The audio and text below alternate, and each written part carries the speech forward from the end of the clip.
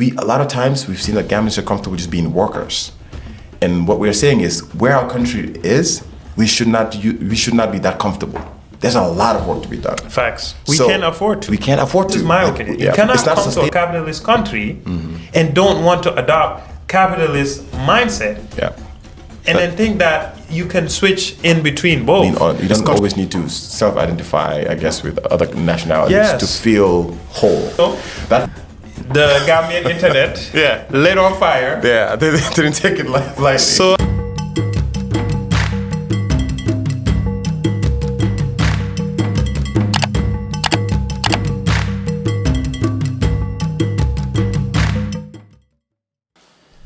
welcome back to another episode of the Jola Meets the Madi podcast. For those of you who don't know me, my name is Ebrima, aka Uncle E. And I started this podcast with my best friend named Anzo, DJ Anzo, who's not here with us today. But we are the Jola Meets the Madi podcast. I'm the Jola and he's the Madi. For those of you who don't know, this podcast was started about maybe 7 years ago between Anzo and I, where we had a lot of basically engaging conversations around the experiences of us being African millennials here in the diaspora. And those conversations were so good that our friends also wanted to listen in.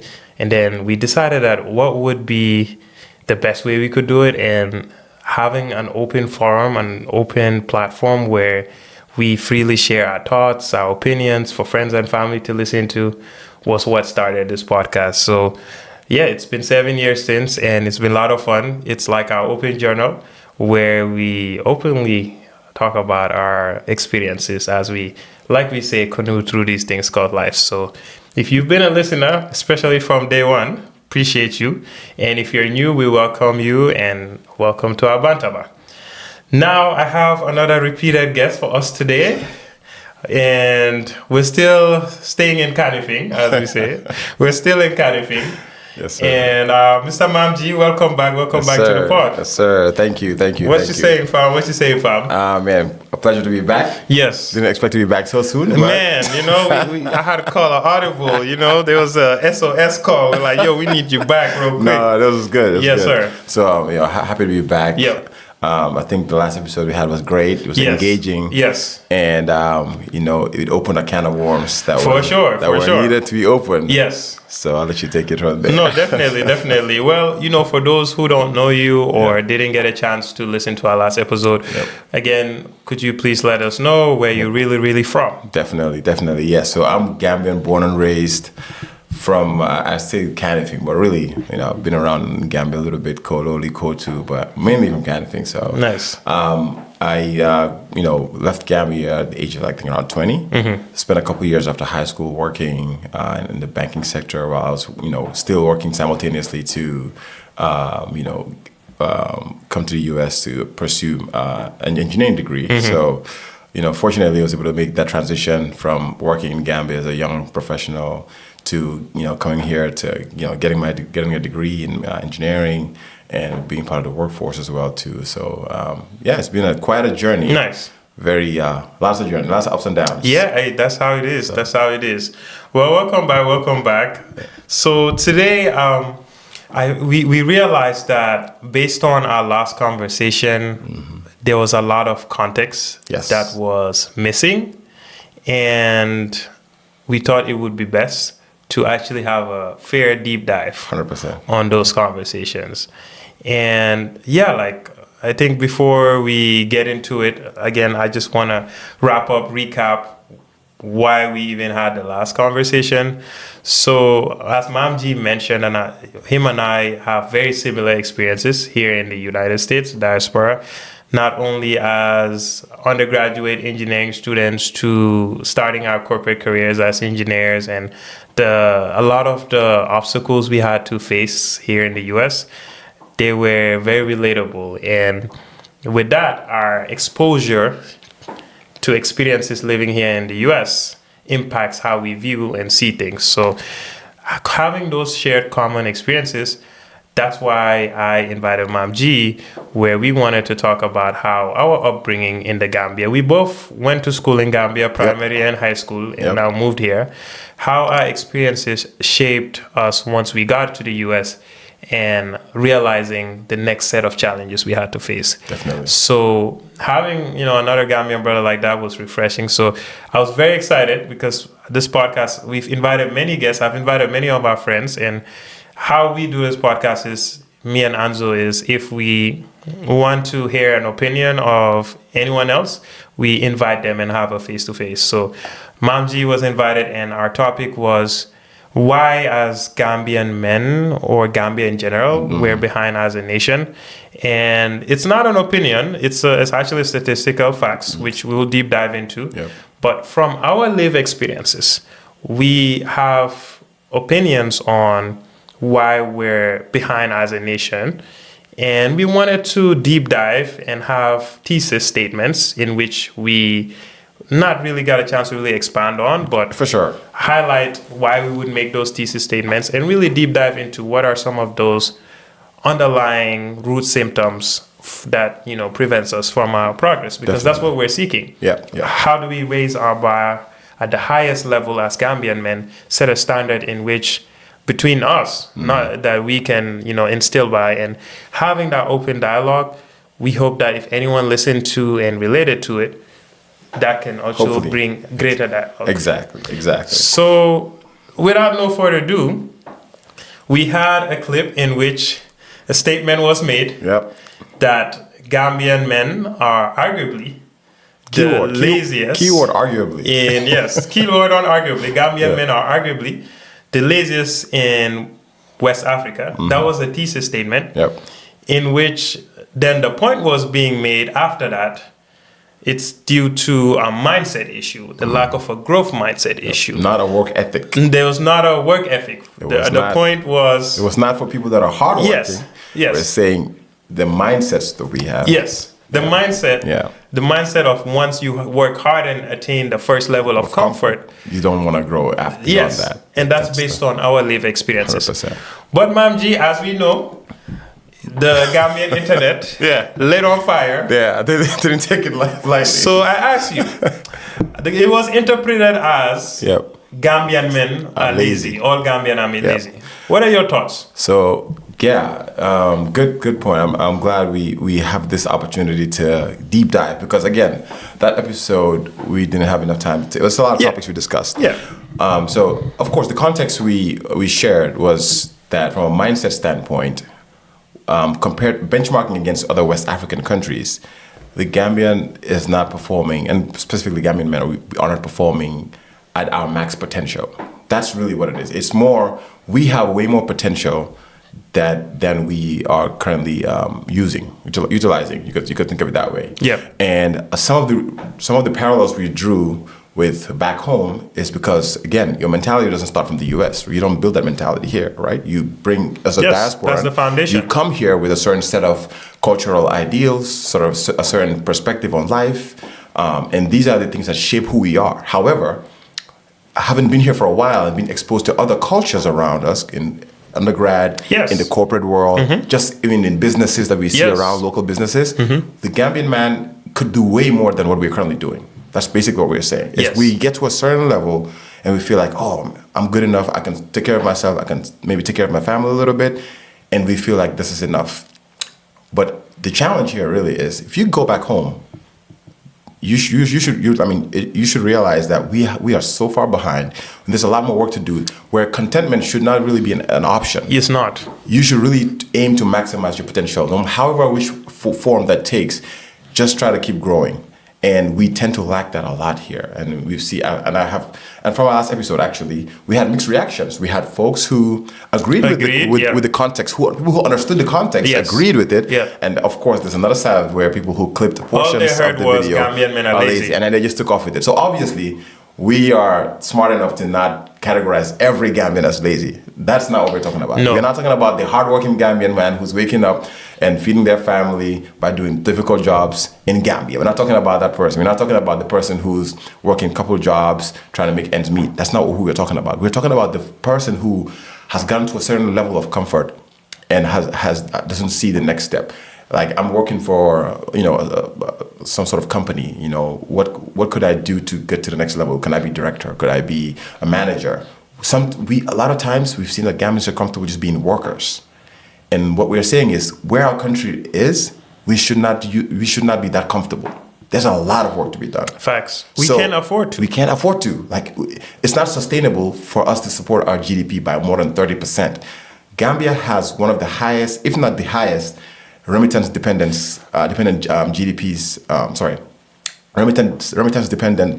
economies in Africa. I mean, good point there. And before we even expand, because a lot of times people say, even make a claim that we're far behind our counterparts in West Africa, there is no statistical evidence. Yeah. So anyway, can you share at least, based on what we've seen, there's research, if the evidence actually backs that statement? Yeah. So in fairness, some of what we are saying is from our shared experiences, our lived experiences. So that's anecdotal data, anecdotal evidence. But there's actual real data from research that tells us that Gambia has the highest NEET score. And for those who don't know what a NEET score is, the number of youths that are not in education, employment, or training. That means these are youths that are just sitting down doing nothing. Yep. Gambia has the highest percentage at 40% in West Africa. That's insane. That's the highest, and that's a very high number. And we have a very, very young population, right? Now, of course, we understand there are structural, limitations, right? We have, weak economy. We don't have a lot of resources. We don't have a lot of minerals. Yes, there are other things that prevent us, that are barriers to employment, education, but that's not what we're talking about. We're saying this is the reality. The reality is, this is where we are. And again, this is no fault to the youths that are not employed in Gambia. We're talking about the folks in diaspora that feel like just having a simple job and getting paid to support your family is enough. We need to maximize that potential. For sure. Because you're in a economy, you're in a country where opportunities are half of the youths are not employed. Correct. And also, if you make it to the diaspora, right? If you're in the U.S., for our perspective, you're in a place where opportunities are virtually limitless. Yes. It's really, in the U.S., it's definitely a merit-based economy. For sure. You work hard, you will get paid for how you'll earn. You'll get rewarded. Yeah. So you can't come to the U.S. and tell me, well, this is my circumstance. You're in a place where people literally can become millionaires overnight. So again, how do we impact our folks, our people back home? How do we help transform Gambia? And I guess there's another conversation that people say people bring in and say wealth is an earthly thing and all these things. And well, yeah, let's talk about those counter arguments, because, like you said, it's when we say we're behind our West African counterparts, from, like you said, a statistical viewpoint in terms of the number of youths that are unemployed, it's high. Yep. The percentage of our GDP that's dependent on remittances is arguably the highest in the region. In Africa. In Africa. It is the highest in Africa. So look at that reality. Here's a country that is dependent on diaspora Gambians. In the mainland, half of the youth population are not in education, training, or unemployed. And from us now on our diaspora perspective, there has been a continual dependency now to keep that GDP high. Correct. Because of lack of opportunities in the Gambia. Correct. And we are thinking, based on what we saw, our lived experiences, what are those limiting factors? And we can talk about, I think we'll have to talk about your lived experience and my lived experience to say that why we came to the common ground that it's a mindset issue. Yes. Because if you have a dependent country back home and you're here in the diaspora, you cannot afford to be complacent. You cannot. You absolutely can't. You have to maximize what your pursuits are. You need to identify how to attain high-value skills in the U.S. economy that will allow you to be able to support yourself here which is already such a competitive and hard thing to survive in America, Yep. and also support back home. So because of that, we need to elevate the standard Correct. of what it means for you to be a Gambian in the diaspora. Correct. Because you cannot be mediocre if our country doesn't have the opportunities right now Yep. for people to thrive in the manner that it should be. Yep. So we're saying from a diaspora's perspective, we need to increase our standards. We need to do more. And in doing more, you're not supposed to sacrifice your own life here at the expense of providing for a country. So the laziness thing for me is it's a mindset issue. It's a mindset, yeah. It's not work ethic. Yes, work, and let's clarify that part. Working 2-3 jobs to make ends meet is not a flex. No. I'm sorry. If you're doing that to survive right now, I understand. It's not sustainable. But it's not sustainable in the long term. So what we're saying is, if you have to work 2 jobs, which I have done that, I've worked a couple jobs when I was in school just to take care of my daily, my survival. But that was not the goal. The goal is not to stay in that position, right? It's to do that, but at the same time growing by investing in yourself, investing in skills that in the long term have a higher ROI, where you can be more not comfortable. But I guess the word comfortable here comes as good in this context. But the whole goal is you should be working 2-3 jobs to continue to support yourself, but invest in yourself. That's what we're saying. But to make it as a solution, it's not sustainable. It's not. You're sacrificing your health and your time. It's not. It's not an efficient method for you, because you have to understand the economy, the country you're in, why you came here, the opportunity. And when you come here, you need to benchmark yourself now on how do you become a top 1%er in this country, for example. Just say top 6%. Yeah. Because you cannot, because for me, this is how I look at it.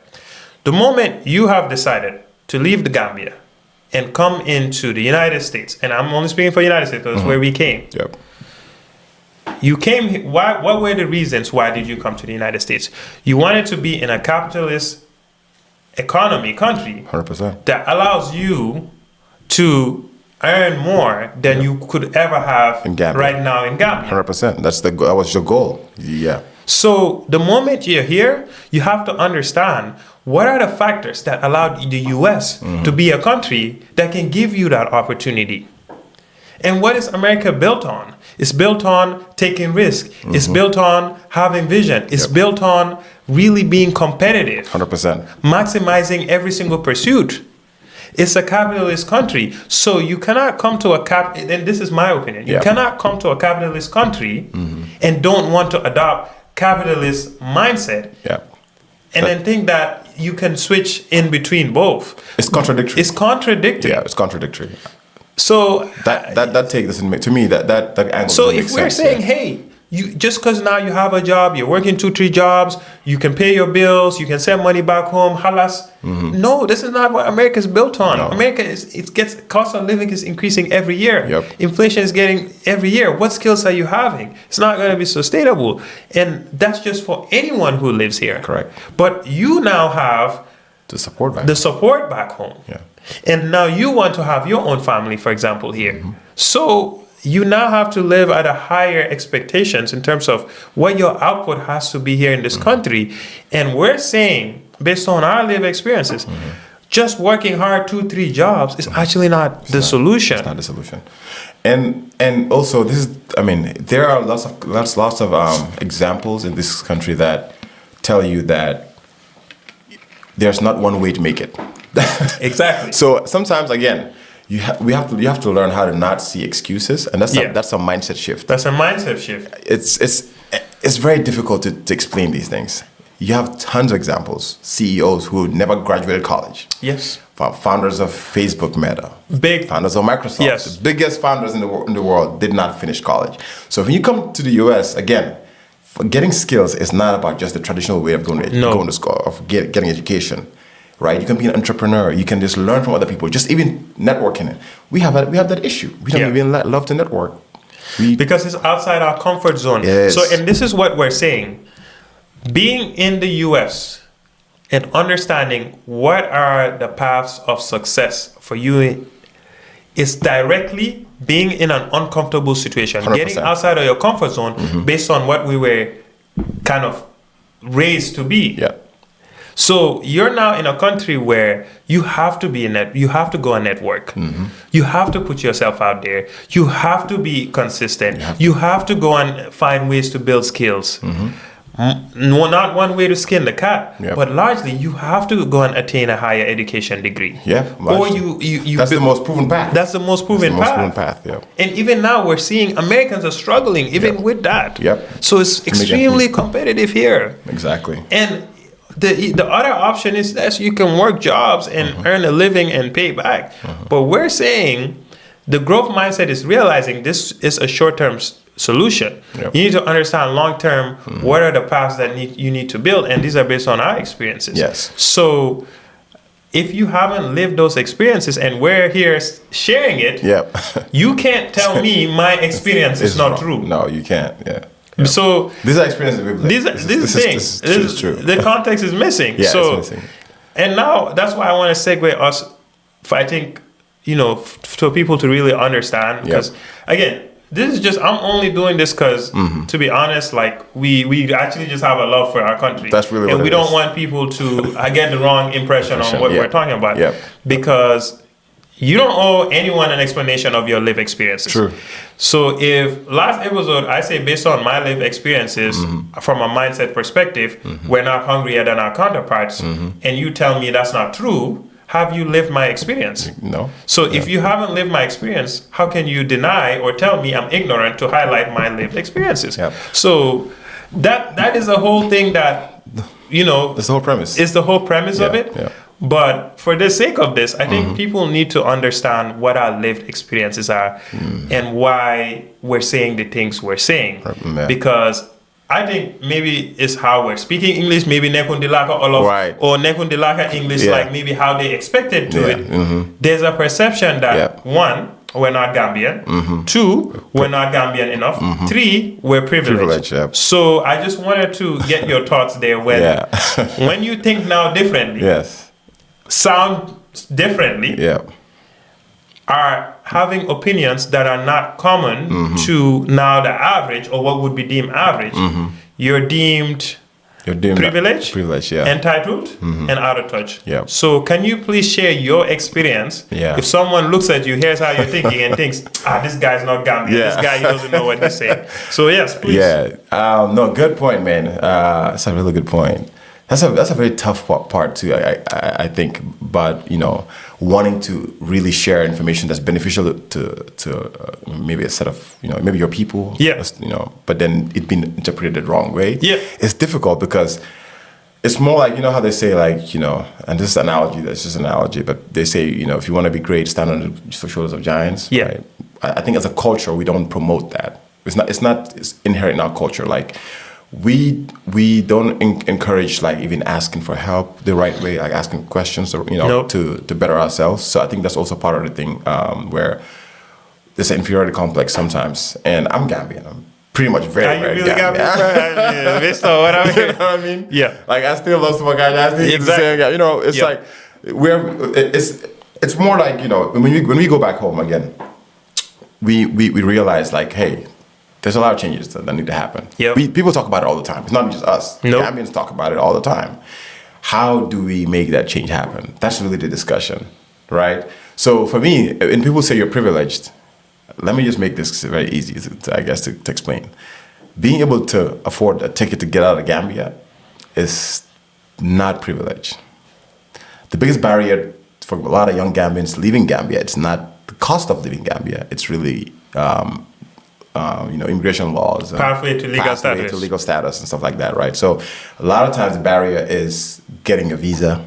And those are major barriers, not the cost of it. People spend more than $10,000 using the illegal route. So that's not enough to say privilege. Yes, I'm speaking from a place of privilege. I get it, but how much weight we put on privilege does not also. It's not. I guess it's not important enough versus how much weight we should put on work ethic and mindset. I face a lot of challenges in college, lots of challenges. Yes, bro. And if I ever people who know me very personally know, if I sit down and tell you my path to college, you probably wouldn't believe it because your perspective on what is in the U.S. versus what's on the ground, two different things. And we know this. If you live here, everyone who lives here knows this. They'll tell you, again, if Americans are complaining about the economy, imagine what Africans or immigrants are talking about. Exactly. So we go through so many difficult challenges. We sacrifice a lot of things just to be able to put ourselves in positions of success. When you're in college, there was periods where we had to sacrifice and put again, money I didn't have to go to conferences. Yep. Right. And these are like places where I know I can go network, meet other people, professionals that can allow me to be in a position to get employment. Yep. Without those networks that I built, without me actively sacrificing that $500, $1,000 that I could have spent on myself, yep. that I spent on a plane ticket, a hotel, to go to a conference and walk for 3 days, you're standing in line. Hundreds of students. Thousands of students. They want the exact same thing you want. An opportunity. Exactly. So that's how we got jobs. Literally. Like our first jobs, you have to go to conferences, and here's the reality. So those are not even guaranteed, by the way. No. So I've been to multiple conferences. My first conference, I had no internship offer, no job offer, nothing like that, because I was still in school. What I learned from those conferences was, how do I present myself better? How do I tailor my resume? What kind of skills do I need to focus on so I can speak to an employer and get the skills I need? Those are the things I focused on. I didn't get there and sulk and say, hey, I didn't get an opportunity. And this is not only me. This is me and all my friends that went to these conferences when we were back in school. And again, even within school, even within my group or my circle, not everyone invested in themselves.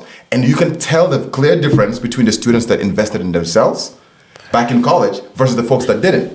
Folks that invested in themselves had a quicker path to success. Yeah. Because again, the ROI is growth mindset. And it's uncomfortable. We would wear our suits, our ties. Look, we were all there. I know what you're saying. So it's tough. You're standing in a group. You're standing amongst thousands of students that have as good of grades as you do. Yep. They have the same drive as you do. Some of them even come there with more experience than you. And you're competing against thousands of students.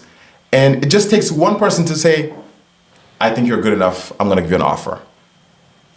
So like, what's the privilege? You know what I mean? What privilege are we talking about? Like, it's really, really hard. Like, you have to be a high performer to attain some of these opportunities in the US. So again, once you get that first level, you should not stop there. You should look at ways to bring your people up. The representation, we go to these corporate jobs.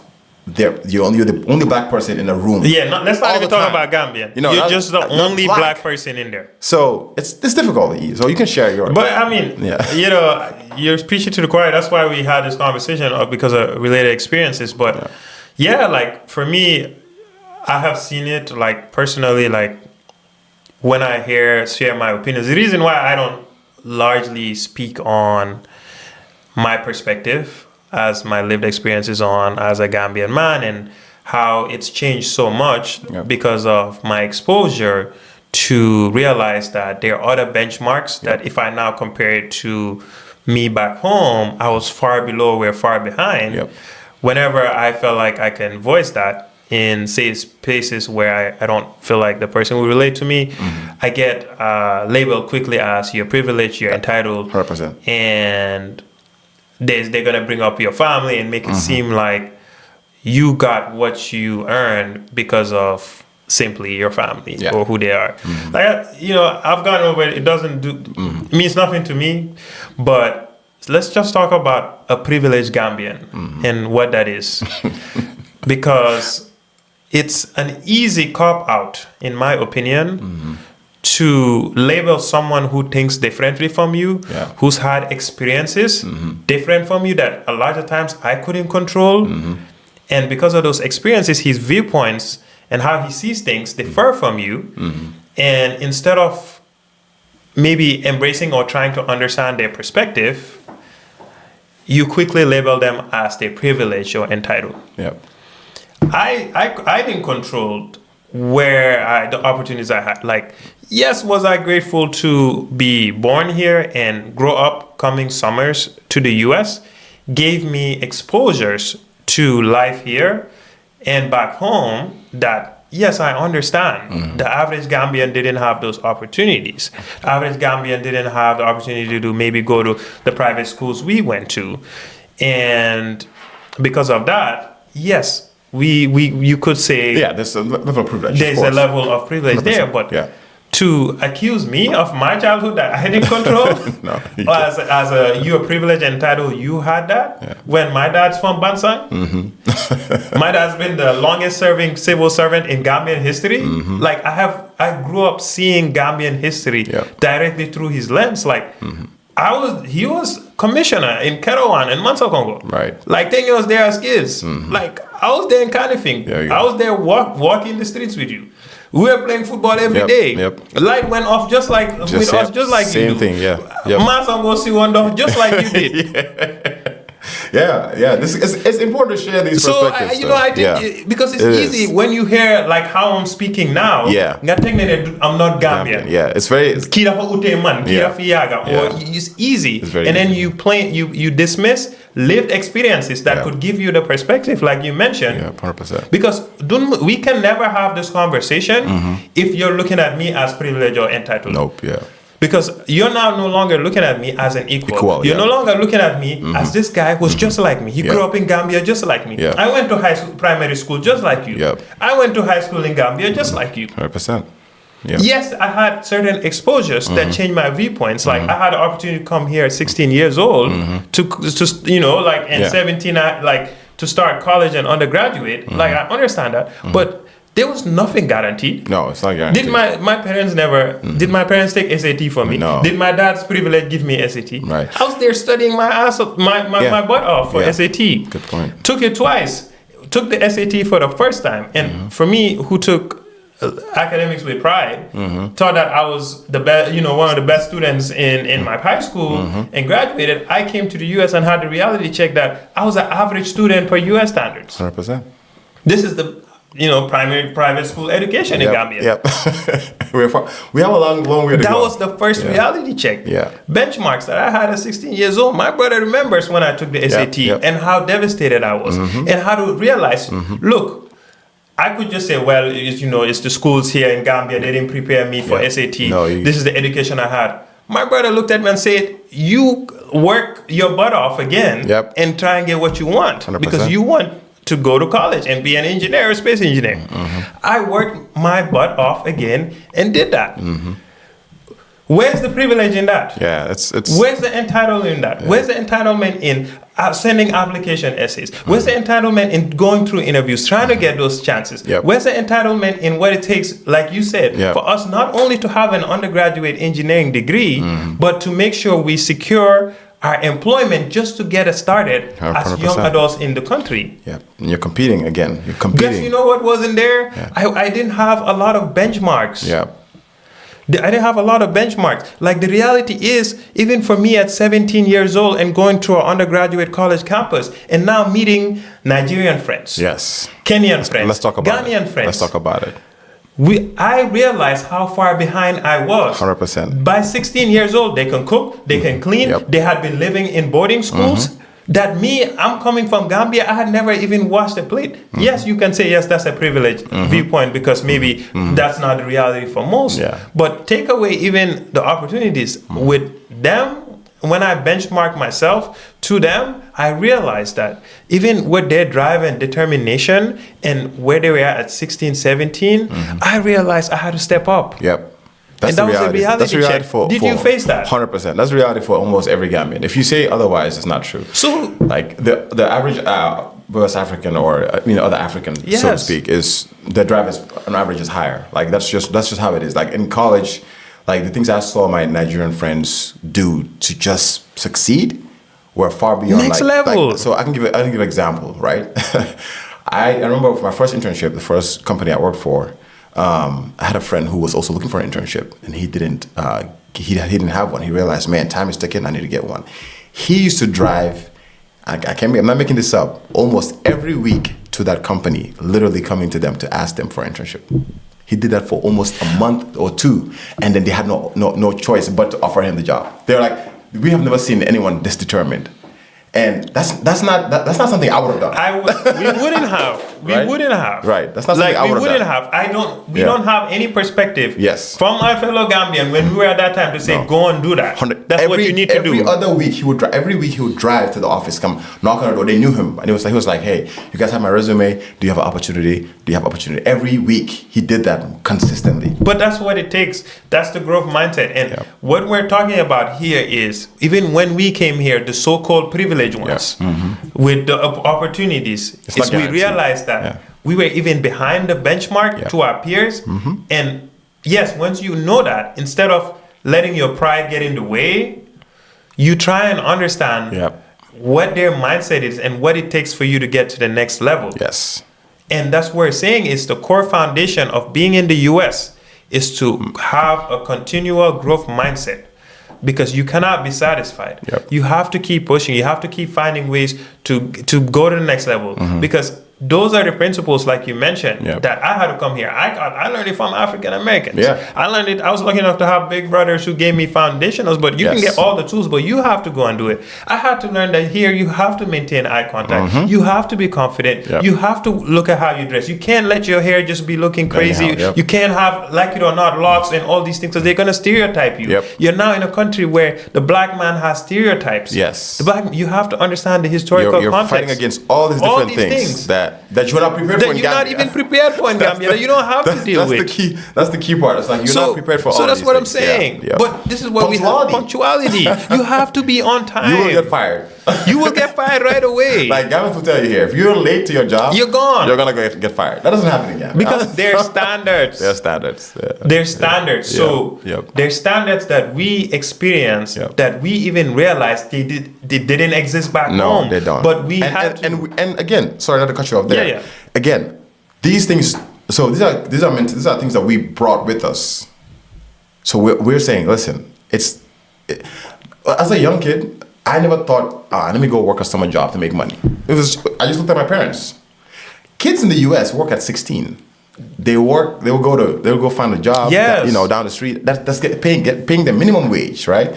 And minimum wage in the U.S. is nothing, by the way. So if you say opportunity, but at least they thought to say, let me go get a job. I never thought once as a 16-year-old to say, let me go find a job outside. I'm telling you this. Again, it's not to say we have different socioeconomic structures, right? But again, and I think it's important to tie this back to the limitations in Gambia, because I think that's also part of the discussion. It's kind of indirect. Again, our focus was more, if you're in the diaspora, your growth mindset should never leave you. But even in Gambia, so we don't have a lot of resources. Gambia has, our biggest resources, our natural resources are the river we have, the Atlantic Ocean access we have, which are strategic in West Africa, agriculture. All these sectors are underdeveloped in Gambia. Massively. We don't have an agro industry. We export more raw materials and we lose value there instead of, of course. We're import economy. We are import economy. So we are a consumer economy. For a very small country that has limited natural resources, entrepreneurship should be the number one thing that's pushed in the country. Agriculture, all these sectors that we need to maximize should be invested in. That's what the government should be focusing on, right? And that's what our people should be focused on, and say, hey, what do we have as a country that we can maximize on, right? And these are perspectives that, again, we didn't have. I probably wouldn't have if I wasn't here. So, again, some of these conversations need to be had. It does, but like I said, it cannot be have if you view someone else's experiences as privileged, entitled, and because you can't relate to it, if you don't fail to understand what they saw, what they were exposed to that made them have those varying opinions, we will never be in a position to exchange and share that, hey, the standards, the benchmark is much higher than you think it is. Yes, it is. I can drive here across a floating bridge every single day. And then I go to Gambia and I look at Denton Bridge and tell them, hey, there's a floating bridge out there. We could do way better. People are making floating bridges. Our bridge here is about to collapse. And you tell me, who do you think you are? This is not our floating bridge is fine. There's nothing wrong with our floating bridge. Stop criticizing our floating bridge. You're privileged. Well, I'm telling you, what I've been exposed to and seen is this is how far behind we are. There are floating bridges in this world. And I'm telling you, this bridge, based on my experiences, what I've seen, we have to think bigger than Denton Bridge. There are floating bridges in this world. Right. But if you now take it personal, as in, who am I to tell you that we could do better? You are privileged, you are entitled. This is what we call not embracing diversity of thought. 100%. This is how we don't become inclusive. We have to be willing to realize that even if you grew up with someone in Gambia and they left, and within 5-10 years, they have had experiences. We were talking about our college journeys. We had experiences that you didn't have. So when I come and tell you based on my experiences what I saw and how that can help us, instead of listening and understanding the perspective, when you now turn it into a personal attack on you, it limits us. It just limits us. You see what I'm saying? And that's this whole past few weeks and hearing it. That's all I heard is dismissal of your lived experiences because you now don't think like someone else. And first of all, it's a projection. It's a projection. And I'm telling you it's our pride that gets into our way, because it's like this is for me why it's also kind of frustrating and why I don't talk about these things in Gambia. And this is the reason, because we just as a society, in my opinion, are too sensitive and we are way too emotional when someone thinks drastically different from us. When someone's lived experiences have changed how they view and see things.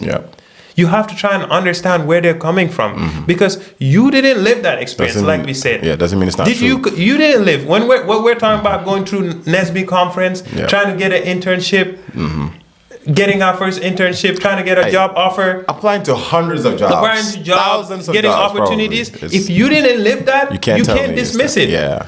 Don't ask us for statistics. We are the statistic. It's us. I'm the stat.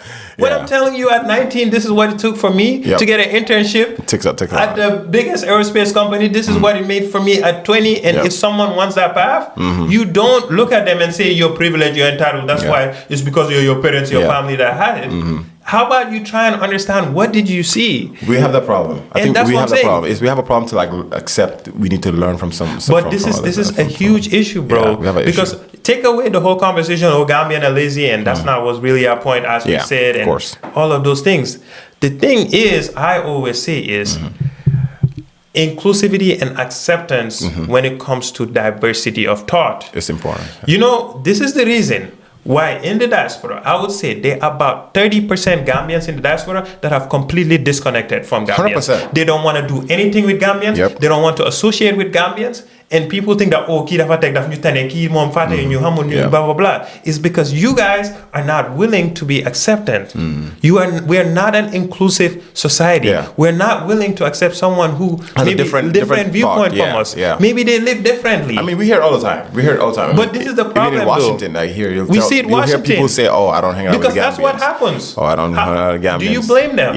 And this is the same thing. So we're experiencing. You can see two Gambian guys like us just have our own opinions to our past. We're sharing our own perspective. We get attacked, get judged, do all of these things. What do you think is going to happen? I'm not going to talk about it anymore. You know what? I'm not going to deal with this. That's no point. That's really what we have to learn how to first understand when other Gambians have different perspectives, because a lot of us have different life paths. Different life experiences. Definitely. It's not because of privilege. We couldn't control those things. It's actually largely because of our hard work. Of us understanding that we needed to change our mindset. Yes, definitely. We needed to find ways to grow, get out of our comfort zone, and had to benchmark ourselves. When we saw our peers were a little bit ahead of us, we had to catch up. And then when we caught up, we thought of how do we get to the next level. And I think it starts with recognizing it first. You have to. And that's the challenge. I think a lot of times people aren't recognizing. You have to first acknowledge what you don't know before you can even begin the journey of wanting to learn more. Really, I think that's another topic too. That's real. That's very real. I agree with you, But again, I just wanted to, highlight too, when it comes to that, is whenever I hear someone sharing their experiences, and it's a complete change from my reality. Like, I didn't even think of that all of a sudden. I don't make it about myself. No, exactly. It's honestly, it's the same. The world doesn't revolve sometimes around you. No. You can't take everything and make it about yourself. No. Because when you make it about yourself, you're no longer listening. Yeah. You're not just looking at yourself and trying to compare it to basically what he says. Yeah, exactly. And comparison is the thief of joy. Yep. And you cannot justify someone's lived experiences, someone's hard work of what they got to. You can't justify it that they were simply lucky, they were simply privileged, they were simply entitled, and that's why you attain that. Right. And for the record, there are tons of successful Gambians in the diaspora. Those things are we don't have to say those things. Those are like given. Those are givens. There's a lot of successful Gambians in the diaspora. However, there's a large number that are not maximizing their potential, and that's I have. And let's talk about the reaction to the episode prior. I've had people reach out to me and say, "Hey, man, I actually saw myself in this video, like this episode that you guys talked about. I could relate to what you guys were saying, and they were thankful about it because they were like, man, I could be doing more, to be honest. And I've just really sat and just accepted life as it is." There are many people who have related quietly as well too, and haven't maybe reached out. Quietly and vocally. And then to add to that, we saw an overwhelming amount of Gambian women that agreed to the opinion. And resonated when we talked about and understood that we're talking about the comfort zone and the growth mindset. Growth mindset has to maximize. Yeah, we had an overwhelming understanding from Gambian women. Yeah, and I think, and you will share yours. Yeah. It's because they are on the receiving end of this. Yeah, definitely. When we say as Gambian men, we need to find ways to continue be ambitious, continue keep driving and elevating and giving ourselves, firstly, a better life, our families a better life, our wives, everyone a better life. And it requires you to continue keep growing. You have to. You can't be comfortable. You can't settle. And that immediately resonated with most women. It's because they're on the direct end of that. They're on the receiving end. They are. And I think the growth we talk about, it's across all dimensions. Like it's from a mentality standpoint. It's not financial or it's how you understand even like the world as it is. Yes, it's across, to be a learner. Yeah, it's across all dimensions. And that's a standard. Like you can't. And that's the thing. Like we're just saying, hey, MamGoree, you and I, we want to keep having a growth mindset standard. We want to not be stagnant in life. And we're talking about, hey, as Gambian men, there've been a lot of experience we've had where we realize that we need to adopt this growth mindset. Yeah, definitely. So, setting a high standard shouldn't be a personal attack or make you feel like you're being questioned or challenged. Correct. If, not everyone wants to have a high standard. That's fine. That's fine. Totally, but you can't have a problem when you see two people trying to set a very high standard for themselves and their own people. And it's very interesting because like, anyone who probably looks at us or anyone, I'll say this plainly, anyone who looks at us might say they are probably okay where they are at. It's like, no, I have a good job, but we're not satisfied. I'm not satisfied where I'm at. All I need is to go home. That's all I need for me. I don't need to do anything. I just need to go home, and I realize I cannot be satisfied here, right? And it's like, if you think about it, like folks in the West, right, or let's say first world countries are in a place where arguably they should be satisfied. But what do we see? There's a high push in innovation. No one's satisfied. Research. Yet. People are pushing barriers, right? You can bring in all the different reasons as to why they're here, but the point is not that they didn't. The point is not how they got here. The point is, has that growth mindset vanished? It hasn't. It hasn't. So you compare that with where we're at. We don't have this. It should not be an option. I'm sorry. It's not an option. It should not be an option. We don't have constant electricity. Water is a problem. I just talked back home to my mom. The water was out. You know what I mean? I mean, I don't have anything to say because it's just like this is the obvious. Everyone knows it. Everyone knows it. Yeah. You know, you go back home when you've been out for a while, you struggle. Yes. And I want to touch on another sensitive topic here. Yeah. And this is about people who have the rebuttal that it may be, this is, like you should be content. That's what the religion says. Oh, yes. We had that. Yes. Yeah. I want to touch base a little bit on that. So the reason why that argument is quite close-minded, I would say, is because, one, we're not talking about personal wealth for our own satisfaction. We're talking about generating wealth for greater impact of the Gambian community. And that has a direct impact to your country and the Gambia as we see it. As we stand, a lot of people don't realize how much it takes resource-wise to build up industries, to have a meaningful impact to an economy, to create jobs. It takes an enormous amount of resources. One, our country periodically borrows money from the IMF and all these other organizations.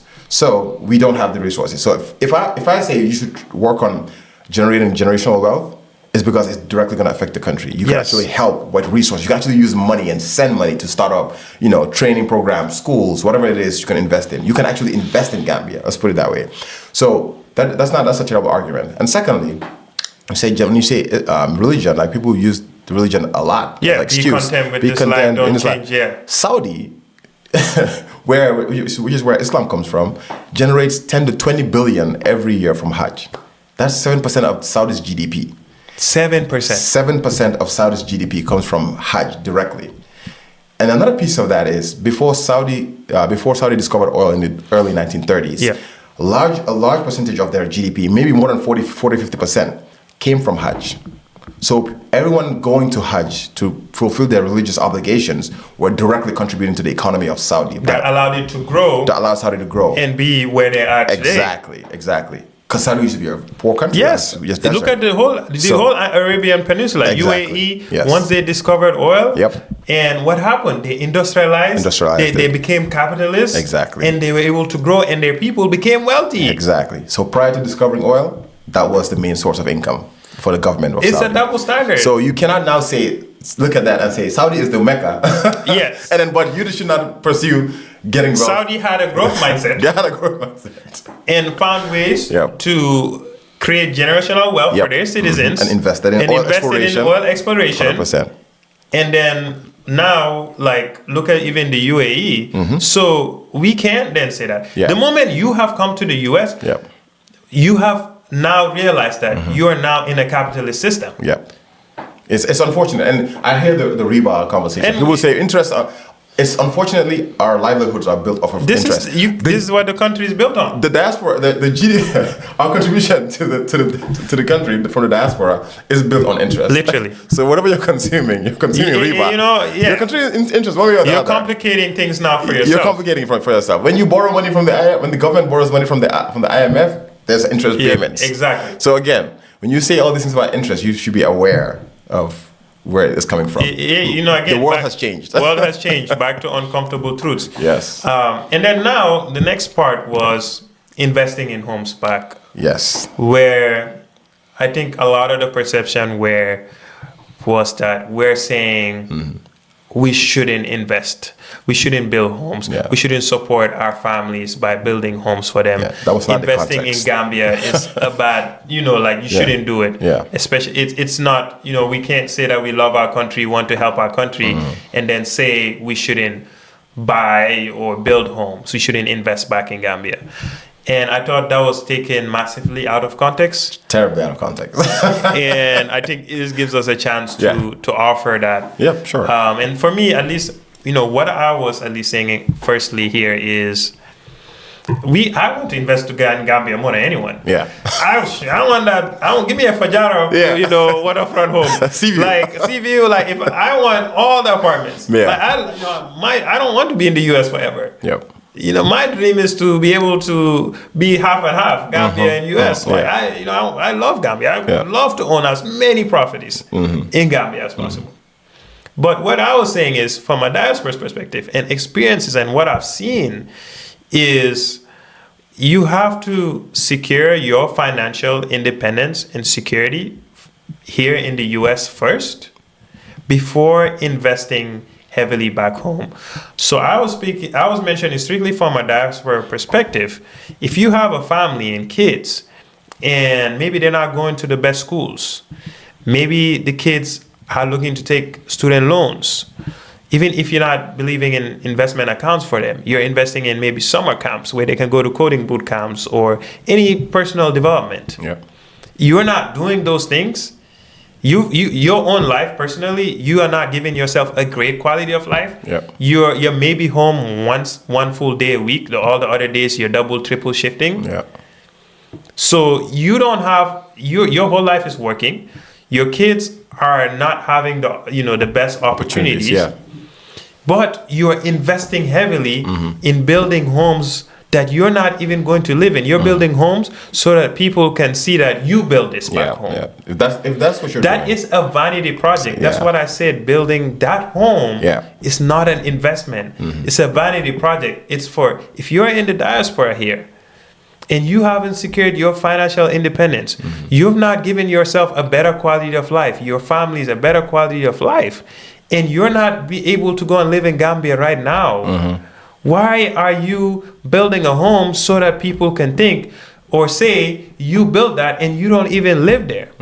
It's just collecting dust, or your family members are enjoying the fruits of your labor at the expense of your kids that could have used that for their college tuition. Yeah, I think vanity project. That has a somewhat of a tie with delayed gratification as well. I think a lot of times too, we are always in survival mode instead of thinking long term, which is a very difficult thing to do. Again, thinking long term is not easy. That's the reason why it's called delayed gratification. It is. It means sacrificing, the pleasures of now for a more, for a better future, so to speak, right? A higher potential future, right? So I think that's also one of the reasons where a lot of times we're looking at the now, 5 years, 10 years, but you're not looking at your kids' future, right? which is way beyond that. So I think you make a good point. And obviously, if you're wealthy enough and you have the resources to have an investment, a home as an investment, as a rental property, that's not what we're saying. That means you're comfortable. You're comfortable here. You have a house here. You have an emergency fund. Right. Your kids are going to a good school, and you invest in an apartment or a house that you're renting out. Good on you. That's not what we're talking about. We're talking about people who, and I know folks who built homes that are empty and no one is living there, and they're waiting to go back at some point. And I've also had people reach out about that and said we know about this. This is uncomfortable truths where they've built homes, they've poured a lot of money into those homes, and they eventually lost. One is not an investment because they spent more than they were supposed to for reasons we know. But the overall experience was not a smart investment. It was not a smart investment. Because again, now looking back, they're saying, man, the ROI wasn't there. Correct. And I agree with you. And speaking from my life experiences of what I've seen is, if you're too focused on, and this is across anyone, if you're too focused on a 20, 30, 40 years life, and you're not thinking of the security you're giving yourself now, there are no guarantees you'll get a chance to even see your home. Yeah. I've seen Gambians in the community here, pass away and they don't even have life insurance to leave for their family. True. And now there's a GoFundMe to send to do the funeral in Gambia. And these should be wake-up calls to say, where was the financial security provided for their family? Whether it's a life insurance policy, did they set up trust funds? Did they set up did you build yourself up here where you, even in the event, whether it's unlikely or not, that your time on this world gets cut short, your family's not thinking, oh, now we need to sell that house in Gambia, or you were pouring those investments instead of building your financial security for yourself and your family here first. Before you invest. Yeah, because again, this is what's funding whatever is back home. So you have to make sure this is solid. The foundation here is solid. Its foundation is solid. And I know you mentioned this, and people are going to gloss over it, but life insurance is not expensive. It's not. Life insurance is like, what, But $7 depending on your my employer? uncle used to tell me here, like most of the Gambians in the community here don't have life insurance policy. He used to complain all the time. I'll tell all these Gambians here, get life insurance policy. They don't take it serious. Yeah, and I'll tell you why. People want to maximize how much they're getting from their paycheck. It's literally what it is. But then now it goes back to our growth mindset that you need to find ways to continue to grow and find ways to have life insurance support for your family. Yeah. But I'm saying, like, it's literally that. Like, if you're filling out your insurance, you'll see people, instead of checking just to say I can take life insurance, because life insurance might be $7 to $8. You're gonna be like, nah, I don't need it's that. Not worth it. It's not worth it. Let me save this extra $7. When life insurance would protect yourself and your family in the case of emergency, because anything can happen. Anything can happen So in this you gotta country. think long term. Emergencies can happen. There can be a medical emergency. There can be, if you live in a house, something might happen where all of a sudden you need to have a lot of capital to available. So you should have financial security. You should have 3 to 6 months of savings in case you lose your job. You should have, some measures of, making sure that, because this country is very unpredictable. So if you are not financially secure here yet, you haven't have financial stability, we're just saying maybe focusing on that primarily versus putting that on a project that you can't go and live there right now. And that's always the context there. But again, I think sometimes misinterpretations could happen and people can, take things personal. But I'm a stand advocate for give yourself the best possible life right now. Definitely. And you should give yourself and your family the best life right now. Because you can't just work yourself to death here. In America, you work yourself to death here. You got an exit plan, man. You have to, treat yourself. It's not work. Take yourself, like, go on trips, take your family on vacations. Like, have experiences. Give yourself and your family the best possible life first. To be honest, before people back home. Nah, that's controversial. No, that's my opinion. Well, I see. I get what you're saying. Like, I just think you should give. You can't be just working, sacrificing yourself. You gotta work yourself to death. That's the reality here. I think you have to have balance. We have to have balance. I think that's the key. I think the key is balance, and I think part of that is it's not sustainable. Is what you're saying. It's just not sustainable.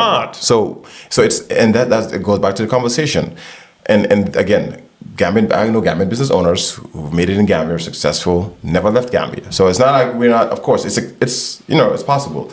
But if you talk to Gambian business owners, and I know this is a different segue, they'll tell you the challenges they have from a productivity standpoint, from just punctuality, people respecting time, people understanding the importance of delivering high quality or high value service. All these things are challenges we have, and they start from home. Like, we have to really address the core, the root. Because the transfers, like I said, it's not something that is in the abyss. It's in the ether. It's from somewhere. We have to address those things. 100%. Like, I know we can talk about growth mindset and being ambition and driven and constantly never be satisfied because we can't afford to. You have to keep pushing. But like I said, that does have to come with balance. It has to come with balance. Definitely. You have to have time to spend, to disconnect, take care of yourself. Yeah, I mean, your health and wellness. I mean, you know what I'm saying. Yeah, you can't just be chasing the hours working jobs and. You can't, you don't have time to go on walks, go to the gym. Like you say, you don't have time to be at your kids' basketball games, soccer games. You don't have time to take your wife out on a little vacation here or there. Like, you're not taking time for those things. So, So I would say, how would you, if the question was, how do I, add more skills, or how do I add to my skill set? How do I leverage the opportunity here? For a Gambian that's like working 2-3 jobs, what would your advice be to them? You need to go to school. That's just the hard reality, bro. Take the course. You need to go take courses. Like, I know it's not easy, it's hard, but that's what I was saying. It's a growth mindset. It's gonna be hard. It's challenging. You can't let your insecurities in terms of maybe you're not the best at math, maybe your English you're not as comfortable with the English, or communicating with people, asking for help, networking, looking at people in the eye here, being confident. Like, those things, no, you're not born with it. Like we had to put ourselves in those positions 100%. to sit down and talk like this. Yeah. Like you can hear me talk now and like, oh, this guy, he's out west, blah, blah, blah. No, like when I came here, I couldn't even look at people in the eyes. Yeah. Like I was shy too. Yeah. But I had to get out of my comfort zone. Yep. And when you're saying skills, that's what I'm saying. You need to take those courses, Yeah. and you need to go and talk to people. Yes, I think that was the part I was going to talk about. You need to talk to people who have had those experiences that you didn't have. Instead of dismissing them, you should ask them, what do you recommend? Yes. And again, it's not easy. Like I've tried different things. I've delved into different passions, and I was like, man, this is actually difficult. Yes. And some, I'm like, you know what? Maybe my passion is not that strong, but the things that I'm actually really, really passionate about, I tend to, you tend to spend more time on those things. So again, find your passion and look at who people that are successful in that realm and ask those questions. Make that uncomfortable, have that uncomfortable conversation. Walk up to a person and ask them, hey, you do this. I want to learn how to do that. How did you get to this point? And you'll be surprised. It's not even a surprise. I mean, you'll be surprised. But people are always willing to share their journey or how to be successful. Especially if they're from where you're from. Exactly. That's the biggest leverage. That's what the biggest leverage of networking is. Yeah. Because I say, oh, you're my brother. You're from Gambia. Yeah. I'm not looking at you, oh, this guy is privileged or this guy has entitlement. We're brothers. Yeah. Like, we're from the same place. Yeah. So I am be more than happy. Yep. To help you make sure that maybe obstacles I went through, yes, you can go around them. Yep, definitely. And honestly, I can say this right now. This is actually very, very interesting. Of all my time as a professional, I would say, or in my career, I've helped. I say help in terms of like mentored a lot of folks to get opportunities or internships and things like that. Overwhelmingly, other West African countries. Same here. Maybe one or two Gambians. Same here. But overwhelmingly, and of course I know the numbers there, but like there's a lot more West Africans. But overwhelmingly, other folks, like other nationalities, are more willing to ask those questions. Like I have people who interned with me years ago reach out to me and text me and say, hey, I'm trying to do this, advice, and it's like I said, it's refreshing. It is. Because it shows you these people are pushing. That's my fellow West African. Yeah. And like I said, if it was a Gambian, I'll have 3 times more energy. Exactly. And you're going to relate even more. You're going to relate more. Yeah. But like you said, these are lived experiences. Yeah. It's the other West Africans. And not only when they first reach out, they maintain the relationship. They do. Yes, build those networks. They check up on you, they update you. Yeah. They don't, even when you give them the advice, even if it's tough, it's going to be tough. It's going to be tough, yeah. They're going to come back. Yeah. And maintain that. And like I said, that's the growth mindset. And like we just don't normally see that. Yeah. And we're saying, for all those Gambian kids here that are in high school or even in college, like, you don't have the information. Yeah. So you need a network. You need to put yourself out there. I challenge people to even go outside of there. Get outside. You don't have to be. You don't have to be in a Gambia. Like, you can talk to anybody. You can talk to anyone. If both you and I say who are mentors that attributed to a career progression the most for me, they're not even it's the Tubab or the African Americans. Yes. They've had a most impact on my career. Definitely. So, but it's the fact that you're willing to get out of your comfort zone. 100%. You have to maintain the relationship. You have to be proactive. Yeah. So these are all the things that we're highlighting here as our lived experiences, and it's not to dismiss anyone's lived experiences. It's just to give a perspective that if you didn't go through these things, here are 2 Gambians who have, and they're sharing how that has evolved and changed their mindset. It's not an invitation or a personal attack on you. No. So, and then to conclude, the last one was our hot take on Senegalese people. And we had a lot of people mention their parents were half Senegalese. People who said it's divisive. These are colonial borders. People said, our family members are all from Senegal. We had a lot of, alternatives that I still also think takes away from what our main point was. Correct. And I'll let you at least share more on what saying we're not Senegambian, be proud of being Gambian means for you, and what that we were trying to I think that's a very interesting take, because I was in Senegal for like a week last year, and then I was in Gambia for a couple of weeks, and what I saw in Dakar, which I think what our message got lost in translation, was Senegalese people are proud of being Senegalese. Senegalese people will fight and die for Senegal. We can see that right now, actually, with the current political climate in Senegal, and how Gambians are super invested in that. Yeah. Granted, whatever happens in Senegal does affect Gambia directly or indirectly. But what I was more stunned about is the level of detail and energy that Gambians put towards the politics in Senegal that we don't put in our own politics. Exactly. I know people that understood the issue in Senegal so quickly if I was to ask them something about Gambia right now in the politics, they probably wouldn't care. So I think the message we were trying to send was, we of course are in the Senegambian region. Yep. We cannot dissociate from Senegal. It's literally physically impossible. We understand they are family. We are inside the country, like geographically speaking. But what we're talking about is more being proud of what experiences make you Gambian, right? It doesn't. You don't need to lean on. You don't always need to self-identify, I guess, with other nationalities to feel whole. That's one thing for me. I love Senegal. We have family there. Cousins. We're all one. You see, speak the same language. I was named after an island in Senegal. Literally. You know what I mean? So there's nothing I cannot run away. But again, my Gambianness is my Gambianness. What makes me Gambian makes me unique. My experiences living in Kanifing, living in Kotu, going to school in Gambia, speaking a different colonial language makes me distinctly a different person. Yes. Now, of course, again, doesn't take away from our region, our shared culture, but be proud of who you are is the message. And also, again, stand up for yourself. Anyway, you can take it from there. It's the same thing. I think being Gambian alone is enough. Yeah. Then that was the whole point. I understand, obviously, if your parents are from both sides, we're not talking about you. No. But the whole message is Being Gambian alone is enough. Yeah. Be proud of that. You don't need to add another identity to augment that. You know, I am proud of being Gambia. I'm proud of my experiences in Gambia. Growing up, I'm proud of everything. Yeah. So I'll never attach another identity that I can't relate to the average Senegalese. I don't know what the average Senegalese experience was growing up.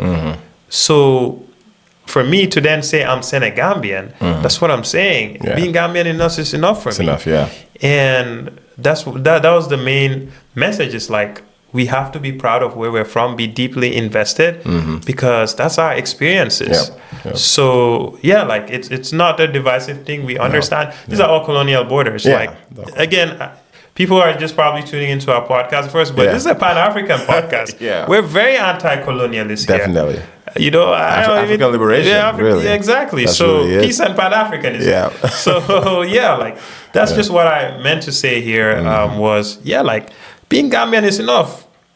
Simple. Yeah. That's just what it is. That's just what it is. Yeah. And so I guess I'll let you close out. I know we're wrapping up here. Hopefully we're able to expand more on this, but I'll let you share any last final thoughts. No, I think this is a great platform. I really enjoy the conversation.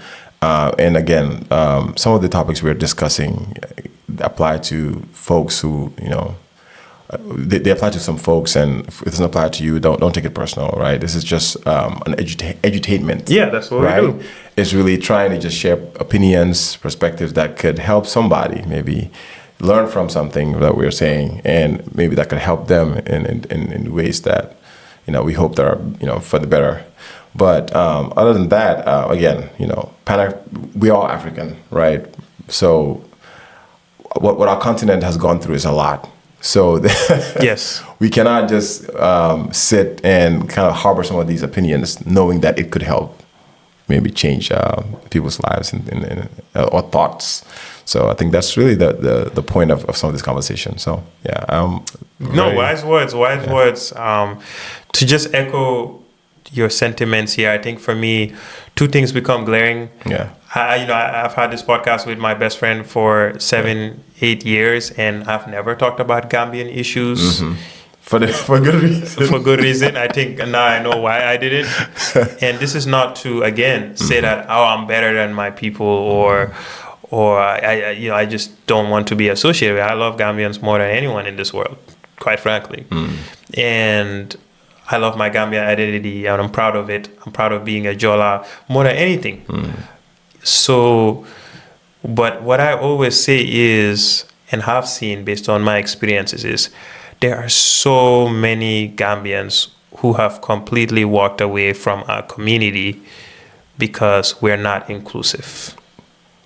Very good point. We have lost so many brilliant Gambians that they have pretty much checked out. Yeah, no, I know a lot. Too, and we have to realize, if we're so quick to judge, overreact, and not be willing to be inclusive and respectful of diversity of thought, we will continue to lose Gambians that could be adding value in our communities because we're not accepting of them. Definitely. We're not accepting of being challenged.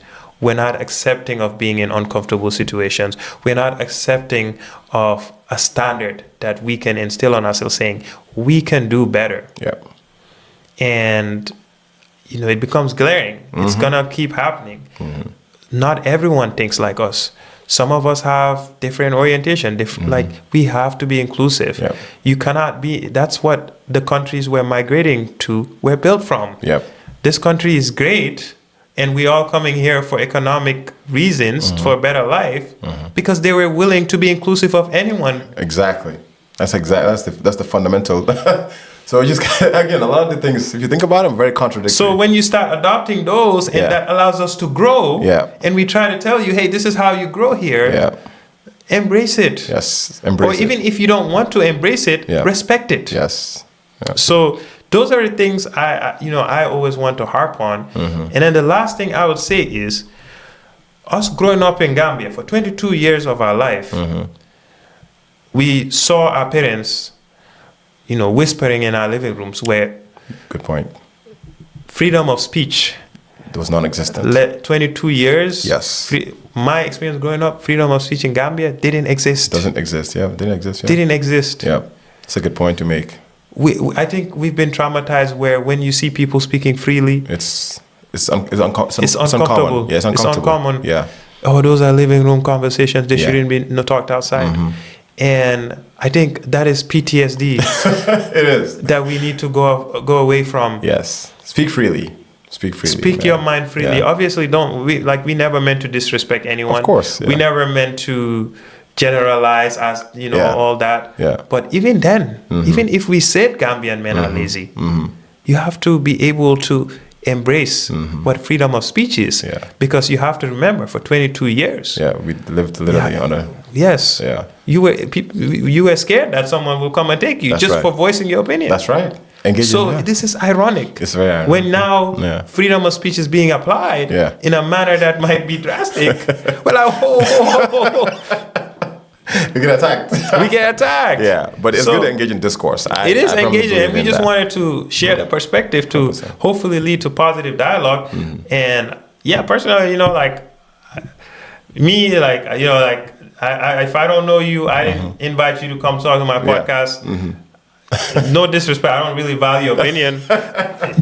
It's not for you, right? And because I've learned over time not to let what other people think about you influence your own thoughts and opinions. Yeah, correct. Yeah. And that's what we need. So to anyone who has things to say, and if you're ever scared that you're going to be judged, people are going to think you're this and you're that, you're entitled, they're going to attack you, they say all these things, who cares? Yeah. Bulan Fale, do your thing. Say it. Live your life. Don't let other people dictate what you want to speak your mind freely, especially. That is the First Amendment in this country. Yeah, definitely.